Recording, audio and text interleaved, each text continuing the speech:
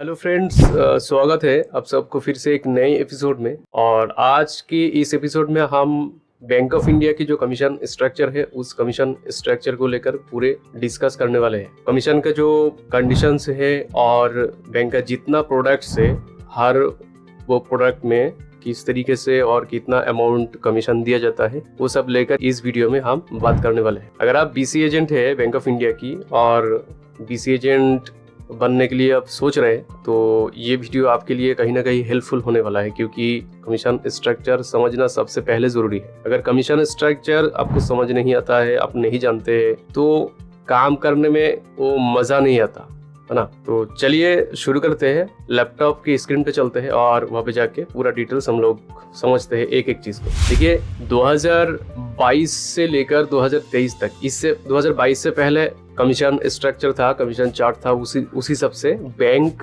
एक बीसीस को पेमेंट देता था। अब 2023 का फरवरी महीने में एक नया कमीशन का चार्ट पब्लिश हुआ था। ये कॉर्पोरेट ऑफिस सेंट्रल ऑफिस ने पब्लिश किया था। तो अभी तक 2024 का अभी चल रहा है, तो अभी तक वही कमीशन का स्ट्रक्चर चल रहा है। और ये जो लेटर आप दिख रहा है, ये लेटर ये सेंट्रल ऑफिस से, कॉर्पोरेट ऑफिस से ही पब्लिश किया गया था। ठीक है, तो ये जो पूरा कमीशन स्ट्रक्चर है, इस कमीशन स्ट्रक्चर को दो पार्ट में डिवाइड किया गया है। पहला है एनेक्चर 1। एनेक्चर 1 में क्या है, पूरा आपका कौन सा प्रोडक्ट में कितना मिलेगा, कितना तक मिलेगा, मतलब ये पूरा डिटेल्स है। और जो आपका एनेक्चर 2 है, एनेक्चर 2 में कुछ कंडीशंस दिया हुआ है।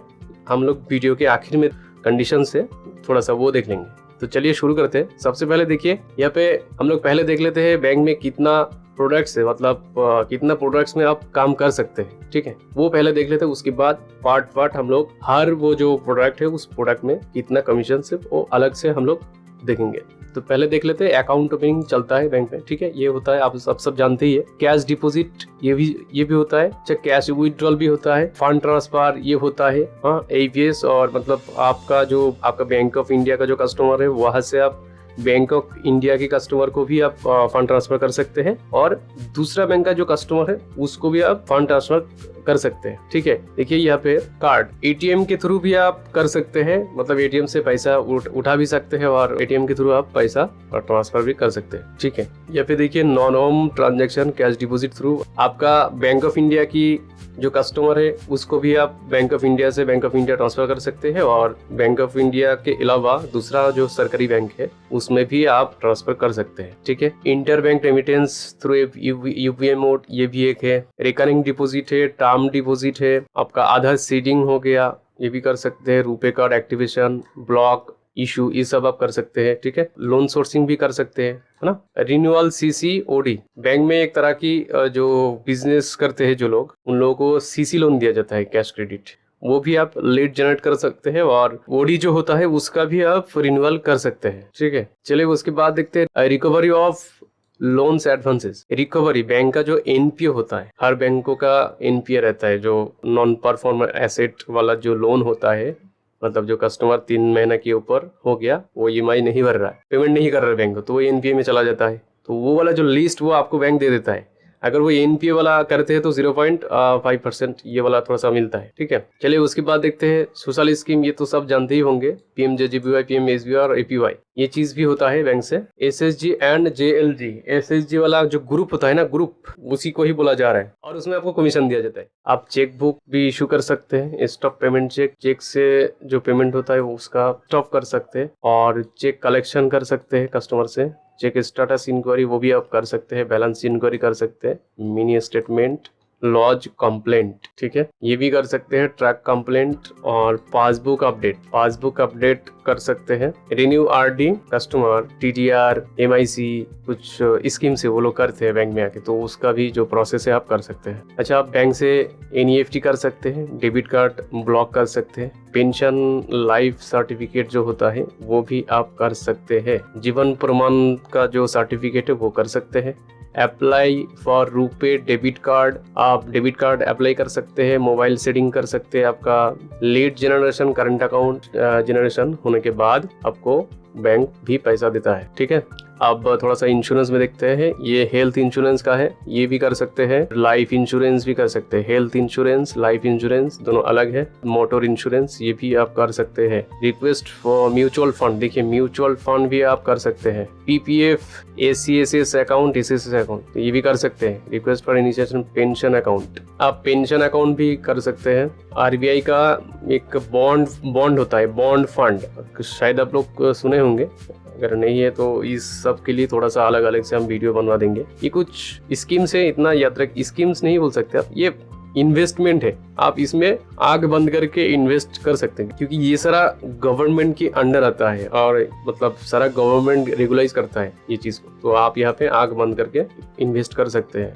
अब ठीक है, यहाँ पे एनेक्चर 2 है। एनेक्चर 2 में कुछ टर्म्स कंडीशन है, हम लोग वीडियो के आखिर में देख लेंगे। अब शुरू करते हैं हम लोग कैसे और कमीशन कैसे मिलता है। देखिए अकाउंट ओपनिंग में फॉर बीसी, आप लोग बीसी हैं, ठीक है। अकाउंट ओपनिंग में एक बीसी को अगर ई-केवाईसी आधार बेस आप लोग जो अकाउंट ओपन करते हैं वो ई-केवाईसी ही है, तो वो अकाउंट ओपन करते 20 रुपये आपको मिलता है। ठीक है, कैश डिपॉजिट में 0.40% आपको मिलता है कैश डिपॉजिट में। एईपीएस, कार्ड और पिन, मतलब आप फिंगर थ्रू कर सकते हैं, एटीएम कार्ड के थ्रू भी डिपॉजिट कर सकते हैं। तो इसमें आपको 0.40% मिलता है of transaction amount, maximum 20 rupees per transaction. ठीक है, इसका मतलब है आप एक बार में 20 रुपये आपको मिल सकता है पर ट्रांजेक्शन। अगर किसी कस्टमर का आप ट्रांजैक्शन कर सकते हैं, 20,000 लिमिट है, एक बार में आप 20,000 ट्रांजैक्शन कर सकते हैं और 20,000 ट्रांजैक्शन करने में आपको 20 रुपया मिलता है कैश डिपॉजिट में। ठीक है, पर डे का लिमिट एक कस्टमर का आपका 49,999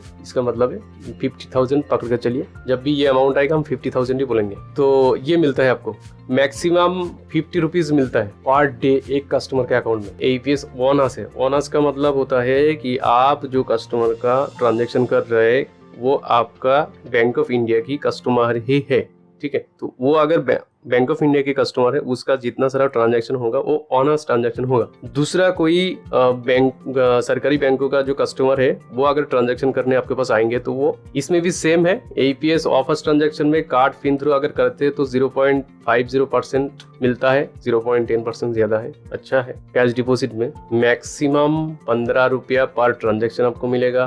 पर ट्रांजैक्शन लिमिट 10,000 और पर डे लिमिट 20,000। आप 20,000 से ज्यादा डिपॉजिट नहीं कर सकते हैं। अगर ऑफर्स ट्रांजैक्शन आपके पास दूसरा बैंकों का कस्टमर आपके पास आता है तो उसका आप 20,000 से ज्यादा डिपॉजिट नहीं कर सकते एक दिन में, और एक बार में 10,000। ठीक है, अगर करते हैं तो 0.50% के हिसाब से आपको मिलता है। मैक्सिमम 15 रुपीज पर ट्रांजैक्शन हो गया। दूसरा बैंकों का जो कस्टमर है उनका डिपॉजिट पहले होता था, तो अभी ये एनपीसीआई जो डिपार्टमेंट है यहाँ से अभी इस पेमेंट को थोड़ा सा रोका गया है। हो सकता है आने वाले दिन में ये चालू हो जाए, तो अभी ये ट्रांजैक्शन नहीं होता है, डिपॉजिट नहीं कर सकते। चलिए कैश विड्रॉल में देखते हैं। AEPS honours and card based जो ट्रांजैक्शन होता है, ऑनर्स ट्रांजैक्शन मतलब आपका सेम बैंक का, बैंक ऑफ इंडिया का ही कस्टमर है, उसका आप विड्रॉल करते हैं। ठीक है, उस पे मिलता है आपको 0.40% के हिसाब से maximum 20 rupees, per day limit है 10,000 और पर transaction limit 10,000, per day limit आपका 20,000,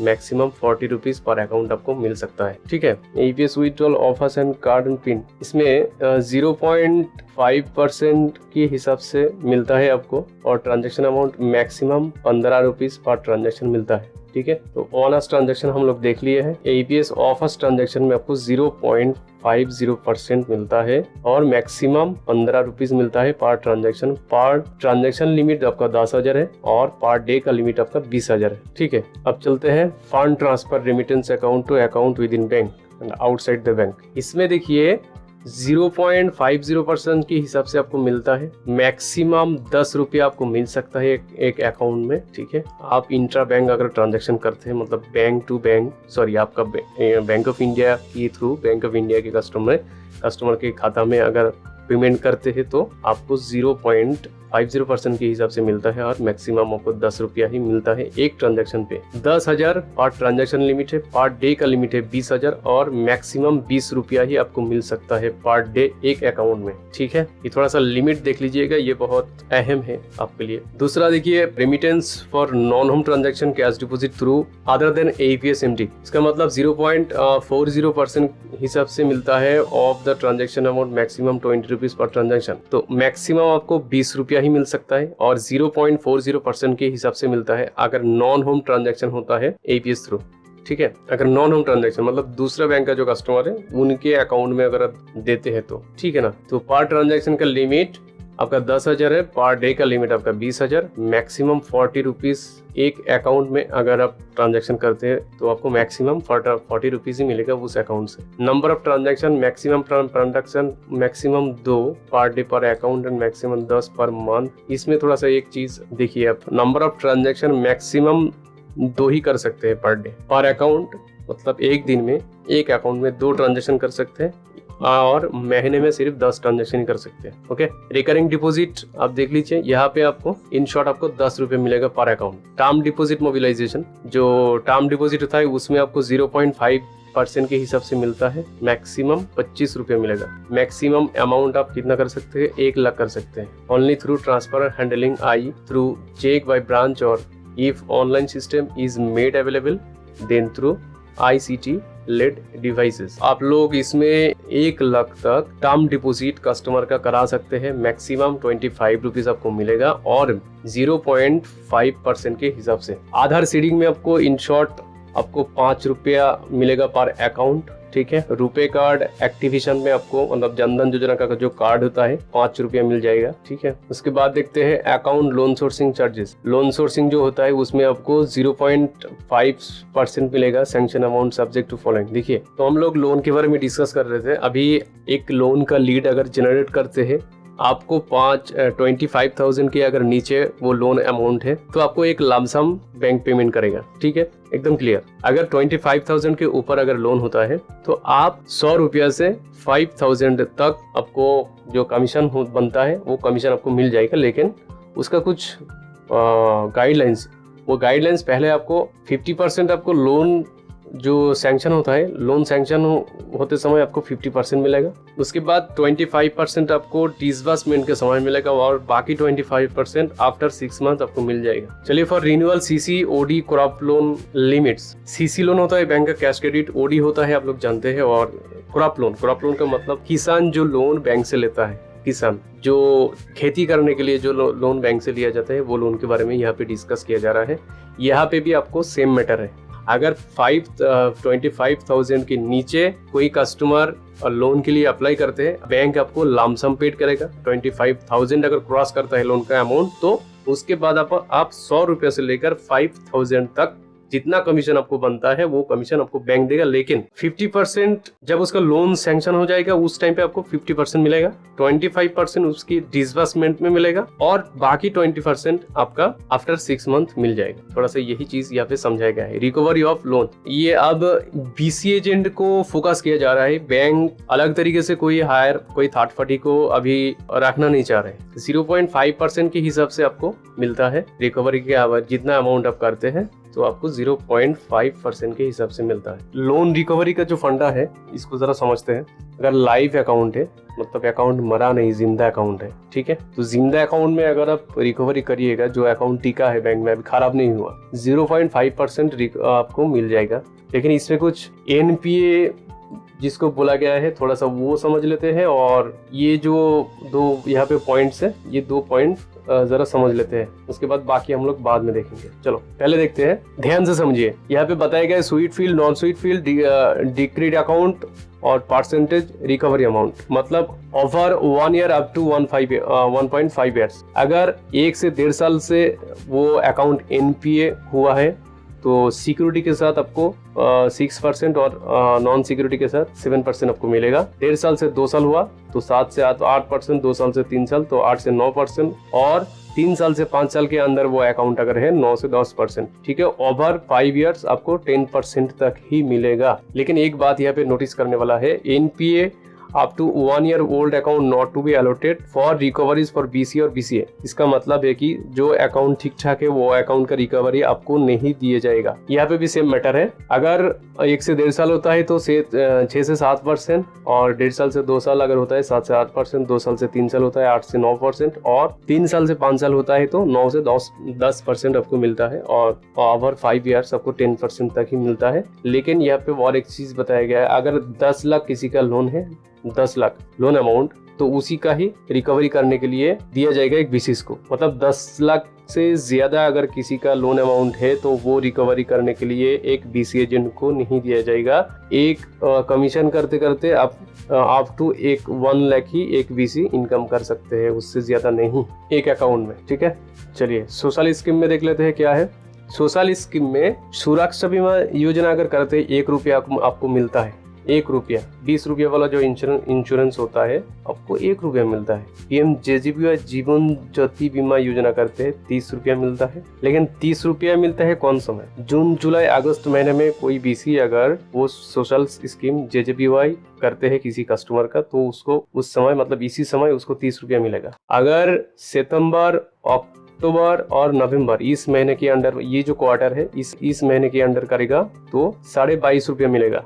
और दिसंबर, जनवरी और फरवरी इस क्वार्टर में करेगा तो 15 रुपया मिलेगा। और मार्च, अप्रैल और मई में करेगा 7.5 रुपया मिलेगा एक बीसी एजेंट को, प्रधानमंत्री जीवन ज्योति बीमा करते हैं। तो क्लियर हो गया ना। एपीवाई में इन शॉर्ट 80 रुपया मिलेगा। उसके बाद देख लेते हैं हम लोग एसएचजी और जेएलजी, महिलाएं जो ग्रुप बनाते हैं ना, वो ग्रुप का जो सिस्टम है वही बताया गया है। तो अगर वो करते हैं तो एक बीसी को 1000 रुपया तक मिल सकता है, टोटल 1000 रुपीज मिलेगा। ठीक है, उसमें कुछ पार्ट में डिवाइड किया गया है। पहले 300 रुपया, उसके बाद 300 रुपया, उसके बाद 400 रुपया मिलेगा। बाकी जब आप काम करने लगिएगा आपको खुद ही पता चल जाएगा किस हिसाब से मिलता है। चलिए उसके बाद देखते हैं request for new chequebook. New chequebook अगर अप्लाई करते हैं 2 रुपीज मिलने वाला है। स्टॉप पेमेंट ऑफ चेक, अगर स्टॉप करते हैं किसी पेमेंट का चेक 2 रुपये मिलने वाला है। चेक कलेक्शन में आपको 10 रुपया मिलने वाला है। चेक स्टेटस इंक्वायरी में आपको कुछ नहीं मिलने वाला, फालतू का मत करिए। बैलेंस इंक्वायरी कस्टमर का करना चाहते तो ये भी, इसमें भी कुछ नहीं, इसमें भी कुछ नहीं, करना है तो करिए और न मत करिए। मिनी स्टेटमेंट चेक करिएगा तो भी इसमें कुछ नहीं मिलने वाला है। अच्छा, लॉज कंप्लेंट, अगर किसी कस्टमर का कंप्लेंट लॉज करते हैं तो उसमें आपको 2 रुपया पर लॉज मिलता है। ट्रैक कंप्लेंट में इसमें भी कुछ नहीं मिलने वाला है फ्री में। और पासबुक अपडेट करते हैं तो 2 रुपीज पर पासबुक मिलता है, updation per day, only entries. अगर जो एंट्री होता है उसी को ही, मान लीजिए किसी का एंट्रीज नहीं आप दे दिया और निकल आया तो उसमें नहीं मिलने वाला आपको। ठीक है, आईएमपीएस करते हैं तो 0.25% के हिसाब से मिलता है मैक्सिमम। अच्छा, अमाउंट मिलता है मिनिमम 5 रुपया और मैक्सिमम आपको 10 रुपया मिलता है। ठीक है ना। एनईएफटी करते हैं तो 0.25% के हिसाब से मिलता है, वही मिनिमम 5 रुपीज और मैक्सिमम आपको 10 रुपया मिलता है। ब्लॉक डेबिट कार्ड, अगर किसी का कार्ड ब्लॉक करते हैं तो उसमें आपको 2 रुपये मिलने वाला है। पेंशन सर्टिफिकेट जो होता है वो अगर करते हैं तो उसमें आपको पर सर्टिफिकेट 5 रुपया मिलने वाला है। Apply for RuPay debit card अगर करते हैं तो आपको 2 रुपये मिलने वाला है। मोबाइल सेटिंग में आपको 5 रुपया मिलने वाला है। लीड जनरेशन करंट अकाउंट का 20 रुपये मिलने वाला है। थोड़ा सा ये करिए, ये अच्छा है। कम से कम 20 को अगर महीने में करंट अकाउंट का लीड दीजिएगा उसमें अच्छा खासा देखिए बन जाएगा। चलिए हेल्थ इंश्योरेंस, लाइफ इंश्योरेंस और म्यूचुअल फंड और मोटर इंश्योरेंस देखते हैं जरा। इसमें आपको हेल्थ इंश्योरेंस में कितना मिलता है? 0.5% मिलता है। Fast premium collection minimum 30, maximum 100। ठीक है ना दोस्त, अगर ये आप करते हैं तो आपको पहला जो प्रीमियम है वो अगर कलेक्शन आप कर लिए हेल्थ इंश्योरेंस का, आपको मिनिमम 30 रुपया मिलने ही वाला है। मैक्सिमम 100 रुपीज मिलने वाला है पर प्रीमियम कलेक्शन, याद रखिए, मतलब साल में एक बार होता है। उसके बाद लाइफ इंश्योरेंस का भी सेम है, 30 रुपया पहला जो इंस्टॉलमेंट होता है, पहला साल का प्रीमियम कलेक्शन, उसके और 100 रुपया तक ही मिल सकता है, मिनिमम 30 रुपीज। और मोटर इंश्योरेंस इसमें भी आपका सेम, इसमें भी सेम है, minimum 30, maximum 100 rupees. Mutual fund में अगर करते हैं तो इसमें भी सेम है आपको।